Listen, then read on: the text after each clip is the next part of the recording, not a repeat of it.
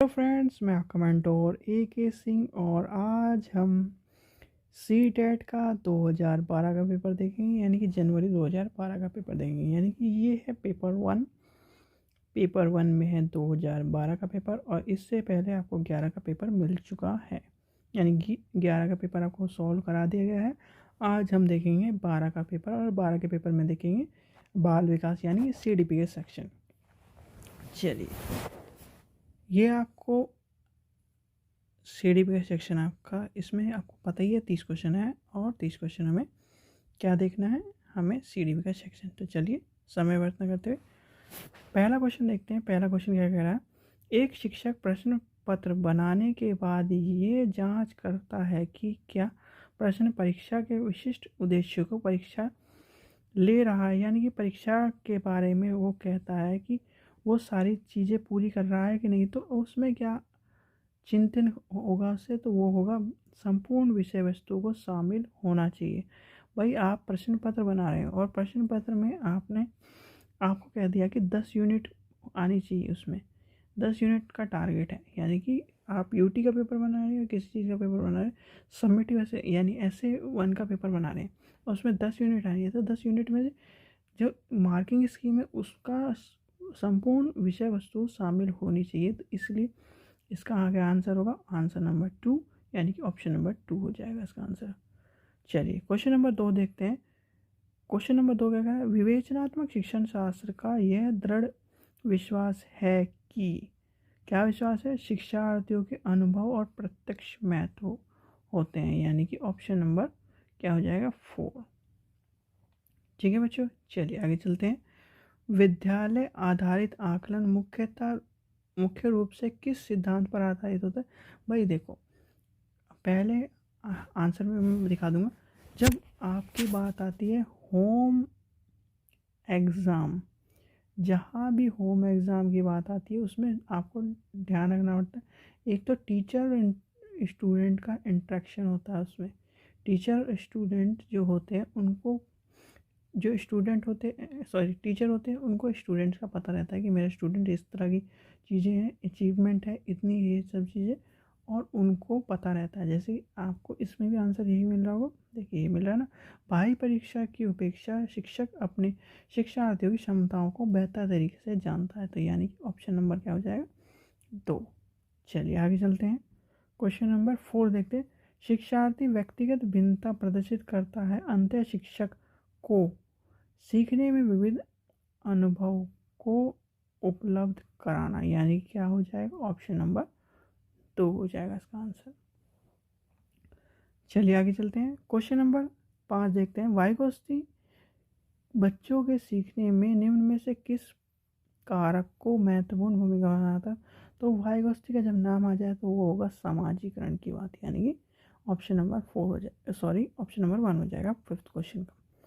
एक शिक्षक अपने शिक्षार्थियों के भिन्न अधिगम शैलियों को संतुष्ट कराने के लिए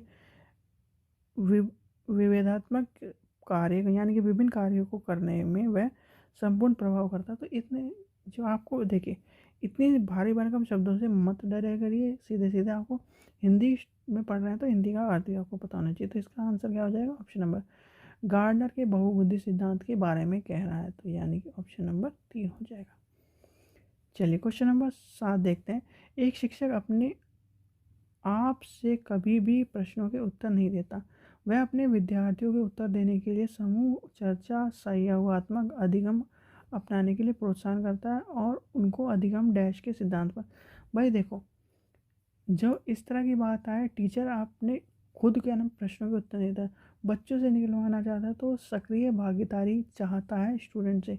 यानी कि पूरा इन्वॉल्वेशन चाहता है स्टूडेंट का, 0 से लेकर 100% चाहता है अपने स्टूडेंट का किसी भी टॉपिक में। ये चीज़ ध्यान रखना। क्वेश्चन नंबर 7 इस चीज़ को कह रहा है। क्वेश्चन नंबर 8 क्या कह रहा है, निम्न में से कौन सा शिक्षक से संबंधित अधिगम को प्रभावित करने वाले कारक है। तो वो है विषय वस्तु का प्रामाणिकता। यानी क्या होता है, विषय वस्तु अगर प्रामाणिकता नहीं होगी तो उसमें संबंधित शिक्षक के अधिगम की बात आएगी। चलिए आगे चलते हैं। क्वेश्चन नंबर 9 देखते हैं।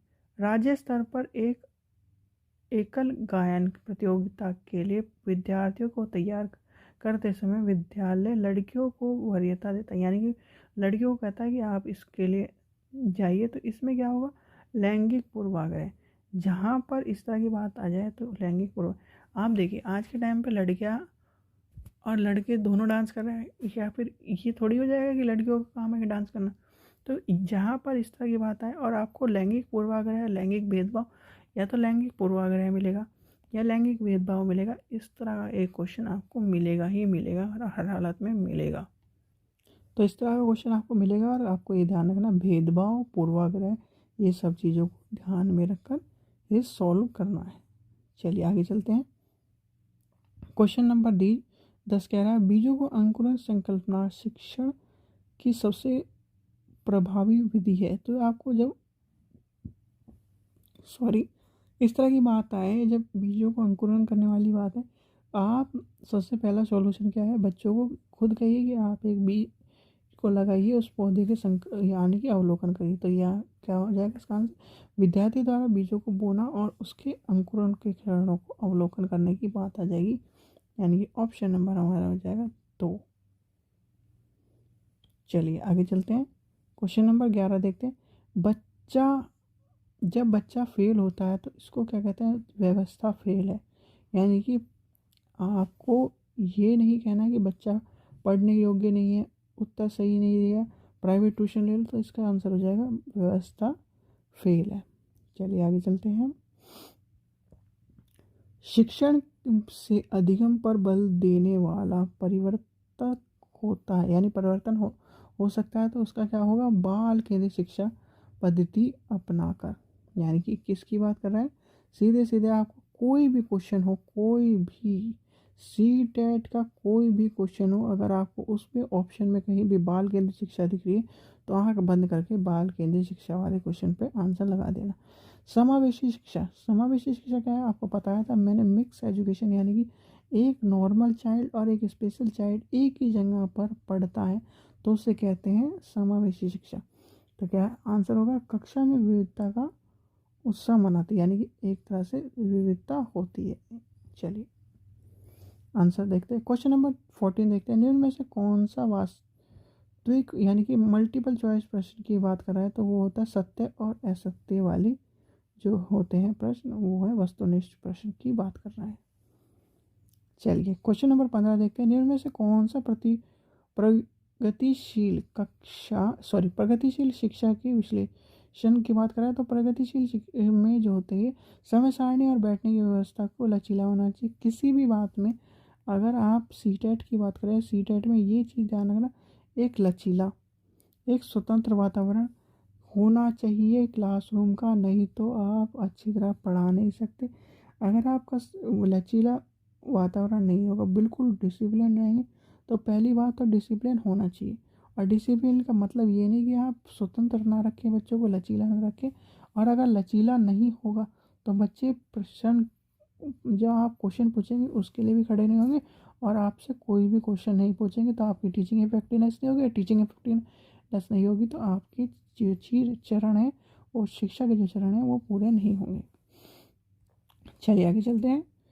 क्वेश्चन नंबर 16 क्या कह रहा है, पियाजे के संज्ञानात्मक विकास के चरणों के अनुसार इंद्रिय गाम्य, यानी कि संवेग प्रेरक अवस्था किससे संबंधित है। तो वो होते अनुग्रह, समृद्धि और मानसिक रूपण, यानी कि ऑप्शन नंबर 2 हो जाएगा।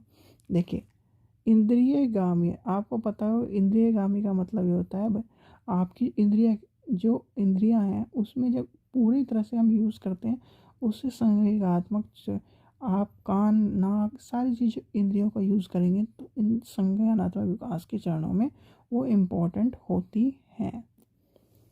चलिए आगे चलते हैं। क्वेश्चन नंबर 17 क्या है, कोलर वर्ग के अनुसार शिक्षक बच्चे के नैतिक मूल्य का विकास कर सकता है। तो वो कब कर सकता है आपको पता ही है, उसका आंसर हो जाएगा, देखिए नैतिक मुद्दों के आधार पर चर्चाओं में उन्हें शामिल करके। शामिल करने का मतलब क्या हो गया, इन्वॉल्व करना, और इन्वॉल्व करते ही हमारा हो गया टैग वर्ड, और टैग वर्ड का की वजह से हमारा हो गया इसका आंसर। ठीक है बच्चों। चलिए क्वेश्चन नंबर 18 देखते हैं, छोटे शिक्षार्थियों को, यानी छोटे स्टूडेंट को कक्षा कक्ष में वयस्कों के साथ अंतःक्रिया करने के लिए प्रोत्साहन करना चाहिए, वो पढ़ने के दौरान सामाजिक कौशल सीख सकें। यानी कि पढ़ने के साथ सामाजिक कौशल को भी सिखाने वाली बात कही गई है। चलिए क्वेश्चन नंबर 19 देखते हैं। जब एक निर्गत बच्चा पहली बार विद्यालय आता है, मतलब जो सीखा हुआ बच्चा है, अनसीखा हुआ बच्चा जो पहली बार आता है, तो शिक्षक को क्या करना चाहिए? शिक्षक को बच्चों के निर्गत के अनुसार उसके विशेष विद्यालय में भेजने का प्रयत्न प्रोत्साहन देना चाहिए। तो इसका आंसर क्या हो जाएगा? ऑप्शन नंबर 2 हो जाएगा। अब आप ये सोच रहे होंगे कि इसमें ऑप्शन नंबर 2 क्यों हो जाएगा, समावेशी शिक्षा में इसमें इन्वॉल्व है। तो ये बच्चा है बिल्कुल स्पेशल चाइल्ड। तो स्पेशल चाइल्ड की बात करें तो विशेष विद्यालय में भेजने के लिए प्रोत्साहन करना चाहिए। ठीक, इस चीज़ का ध्यान रखना। इंग्लिश में अगर आप पढ़ोगे तो समझ में आएगा आपको। चलिए आगे देखते हैं। इससे पहले मैं आपको बता दूं, जो पेपर है, यानी कि 2011 से लेकर आपको 2022 तक के सारे पेपर एक ही जगह में मिले। देखिए आपको ये बुक बिल्कुल क्रिस्टल क्लियर दिख रही होगी, सारी चीज़ें, क्वेश्चन भी आपको अलग से दिख रहा है, आंसर भी अलग से दिख रहा है। तो इस तरह की, और आज के टाइम पे मार्केट में कहीं भी 2011 से 22 तक के सारे पेपर नहीं है एक ही जगह, और अगर है भी तो वो बहुत ही महंगी महंगी बुकें मिल रही है।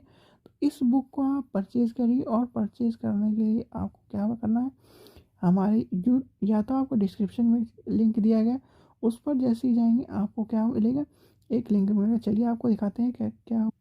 जैसे ही आप उस लिंक पर क्लिक करेंगे तो यहाँ पर आ जाएंगे हमारी साइट पर, और इसमें आपको क्या मिलेगा, देखिए ईवीएस के एनसीईआरटी बेस्ड नोट्स मिल रहे हैं सिर्फ और सिर्फ 118 रुपये में। 118 रुपये में आजकल के टाइम पर कुछ नहीं मिलता मार्केट में। आप नोटबुक लेने चल जाओ, पन्नों की, 400 पन्नों की या अच्छी नोटबुक लेने चल जाओ, वो भी 100 रुपये के आसपास की मिलती है, और 118 रुपये में आपको यहाँ पर नोट्स मिल रहे हैं। ठीक है बच्चों, एसएसटी के नोट्स अभी आपको आने वाले हैं, कुछ ही दिन में आपको प्रोवाइड करा दिए जाएंगे, इसलिए अपकमिंग सून लिखा हुआ है। पेपर 1 और पेपर 2, देखिए पेपर 1 की हम तैयारी करें, पेपर 2 की भी तैयारी करें, ऐसे ही आपको मिलेगा। पेपर 1 के में आपको ये नोट्स है, यहाँ पर आपको बाई, जैसे ही आप बाई नाउ को क्लिक करेंगे तो ये आपको ले जाएगा इस पेज पर, यानी कि गेटवे पर। और गेटवे पर जैसे ही आप पेमेंट गेटवे पर आएंगे, आपको क्या करना है, यहाँ पर ईमेल आईडी डालनी है जिस पे भी आपको नोट्स चाहिए, और ये आपका फ़ोन नंबर डालना है, और आपके पे करते ही आपके पास नोट्स पहुँच जाएंगे, और आपको नोट्स और जो प्रीवियस पेपर है उसका लाभ उठाना है। आज के टाइम पर इतने सस्ते कहीं भी नोट्स नहीं मिलते, प्रीवियस पेपर नहीं मिलते, और वो भी एनसीईआरटी बेस्ड ईवीएस के नोट्स या फिर एसएसटी के नोट्स कहीं नहीं मिलेंगे। तो और प्रीवियस पेपर 2011 से अभी तक के 2022 तक के जो सीबीटी एग्ज़ाम हुआ है उसका भी पेपर इसमें इंक्लूडिंग है। तो आपको सारे पेपर एक ही जगह पर मिल रहे हैं, और वो भी 118 रुपये में। 118 रुपये में आज के टाइम पे कुछ नहीं मिलेगा। और बहुत से जो चीज़ें हैं, यानी कि आपने देखा होगा कि लिमिट लगा के मिलते हैं, तो लिमिट में कोई लिमिट नहीं, आप यूज़ करो, आपके भाई बहन यूज़ करें, कोई भी यूज़ कर सकता है। आपकी जो ईमेल आईडी है उस पर जब नोट्स मिल जाएंगे तो कोई लिमिट नहीं है, साल 2 साल 3 साल जब तक आपकी ईमेल आईडी चल रही है तब तक आप जिसको देना चाहें ये नोट्स दे सकते हैं, जिसको देना चाहें ये प्रीवियस पेपर दे सकते हैं, आप यूज़ कर सकते हैं। ठीक है बच्चों, चलिए हम अपनी क्लास पे चलते हैं, अपने अपने तैयारी पे चलते हैं। तो चलिए अब हम देखते हैं नेक्स्ट क्वेश्चन। प्राय शिक्षार्थियों की त्रुटियों की ओर संकेत करता है। तो क्या संकेत करता है? यांत्रिक अभ्यास की आवश्यकता, यानी कि अभ्यास का जब नियम होता है तो आपको पता होगा त्रुटि, जब आप अभ्यास करेंगे तभी आपको त्रुटि होगी। देखिए आपने बाइक चलानी सीखी, या चलिए हम का अब आप बड़े स्तर पर लेके चलते हैं, कार चलानी सीख रहे हैं। कार चलाने में आप पहले दिन में तो एक्सपर्ट नहीं होंगे, चाहे आप थ्योरी पढ़े हुए हों, चाहे कुछ भी पढ़े हों, आपने 10 बार वीडियो भी देखी हो यूट्यूब पर तब भी आप कुछ ना कुछ गलती करेंगे, और गलती गलती करते करते आप एक दिन अच्छी गाड़ी चलाना सीख जाएंगे। तो इसलिए आपको त्रुटि वाली वह सीखते हैं, यानी कि अभ्यास की आवश्यकता होती है। चलिए क्वेश्चन नंबर 21 देखते हैं। निम्न में से कौन सी समस्या समाधान के वैज्ञानिक पद्धति का पहला चरण है? तो पहला चरण क्या है? पहला चरण क्या है? समस्या के प्रति जागरूक होना। भाई समस्या आपको नहीं पता होगी तो आप आगे के कार्य नहीं कर सकते, यानी कि कोई भी आगे का कार्य नहीं कर सकते। तो इसका ऑप्शन क्या हो जाएगा? ऑप्शन नंबर 3 हो जाएगा। चलिए आगे चलते हैं। मानव व्यक्तित्व प्रमाणित है तो वो किसके लिए? अनुवांशिक और वातावरण के अंत्यक्रिया के लिए।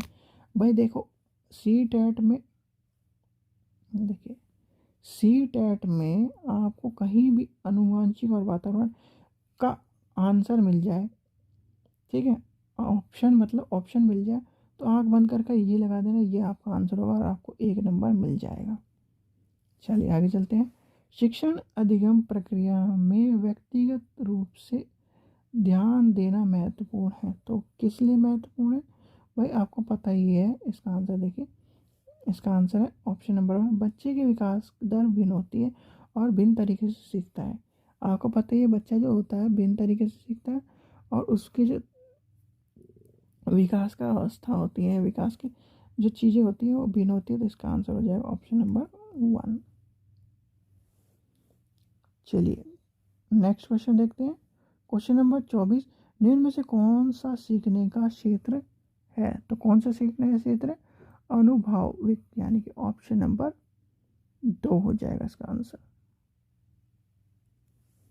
चलिए क्वेश्चन नंबर 25 देखते हैं। जब बच्चा कार्य करते हुए ऊबने लगता है तो यह इस बात की ओर संकेत करता है कि स्वाभाविक कार्य यांत्रिक रूप से बार बार हो रहा है। यानी कि आपने देखा होगा एक ही पिक्चर, आप भाई आप कोई भी पिक्चर मान लीजिए, आपने XYZ कोई पिक्चर आपको अच्छी लगती है, आप 1 बार देखिए, 2 बार देखिए, 3 बार देखिए, 4 बार देखिए, और एक टाइम ऐसा आएगा आप बोरियत महसूस करने लगे बार बार देखने से। तो ये बार बार देखने के कार्य से बार बार हो रहा है, स्वाभाविक है, कार्य बार बार हो रहा है। चलिए क्वेश्चन नंबर 26 देखते हैं। शिक्षा के संदर्भ में सामाजिकरण से तात्पर्य है। सामाजिकरण से क्या तात्पर्य? सामाजिकरण से है सामाजिक वातावरण के अनुकूल और समायोजन, यानी कि ऑप्शन नंबर 4 हो जाएगा इसका आंसर। चलिए आगे चलते हैं। क्वेश्चन नंबर 27 देखते हैं। निम्न में से कौन सा विकास का सिद्धांत है? विकास आपको बताइए भाई, विकास जो है तो सभी के विकास दर समान नहीं होती, ठीक है, ये ध्यान रखना, सभी के विकास दर समान नहीं होती। ऑप्शन नंबर 2 हो जाएगा। चलिए नेक्स्ट देखते हैं। क्वेश्चन नंबर 28 देखते हैं। मानव विकास का क्षेत्र विभाजित किया जाता है तो मानव विकास का क्षेत्र क्या होता है? विभाजित किया जाता है। मानव विकास के क्षेत्र में क्या आ जाएगा इसका? मानविक मनोविज्ञान संज्ञानात्मक सॉरी मनोविज्ञान संवेगात्मक, ये हो जाएगा ऑप्शन नंबर 4। मनोविज्ञान हो जाएगा, संज्ञानात्मक हो जाएगा, संवेगात्मक हो जाएगा और शारीरिक हो जाएगा। ठीक है, इन चीज़ों का ध्यान रखना है। चरण जो होते हैं इंपॉर्टेंट होते हैं। जैसे आपको मैंने हिंदी की वीडियो में बताया है कि पहले बच्चा क्या करेगा? सुनेगा, फिर क्या करेगा? बोलेगा, फिर क्या करेगा? पढ़ेगा और फिर होगा लिखेगा। तो ऐसे ही पहले मनोवैज्ञानिक, फिर संज्ञानात्मक, संवेगात्मक, फिर शारीरिक, इस चीज़ का ध्यान रखना। चलिए आगे चलते हैं। क्वेश्चन नंबर नेक्स्ट देखते हैं। क्वेश्चन नंबर 29 देखते हैं।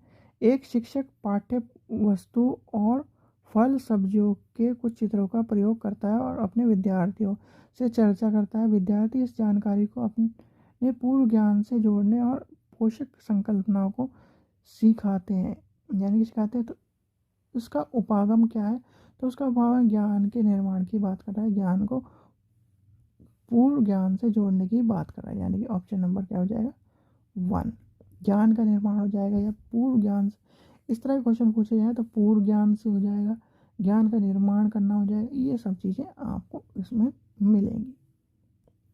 चलिए क्वेश्चन नंबर 30 देखते हैं। जब बच्चे की दादी उसे उसकी माँ की गोद से लेती है तो बच्चा रोने लगता है और बच्चा डैश के कारण रोता है। तो भाई आपको पता है संवेगात्मक स्वच्छता के कारण होता है, यानी कि संवेग उसके जो है उसकी माँ के से जुड़े हुए हैं, तो इसलिए वो रो रहा है। तो यानी कि ऑप्शन नंबर 3 हो जाएगा। ठीक है बच्चों, ये जो सेक्शन था आपने आपने 2011 का पेपर देख लिया, आज 2012 का पेपर देख लिया। इस तरह से आपको सारे पेपर मिलते चल जाएंगे और सारे पेपर आपको एक ही जगह पे कहाँ मिल रहे हैं, हमारी इस बुक में, यानी कि प्रीवियस ईयर की बुक में आपको ये पेपर सारे मिल रहे हैं। तो उसका लिंक आपको डिस्क्रिप्शन में मिला हुआ है, यानी कि आपको एक छोटी सी अमाउंट यानी कि 118 रुपये में ये सारे पेपर आपको कब तक के 2011 से, यानी कि 2011 से लेकर 2022 तक के सारे पेपर मिले। ऐसे ही पेपर 2 मिले में सारे पेपर मिले। और आप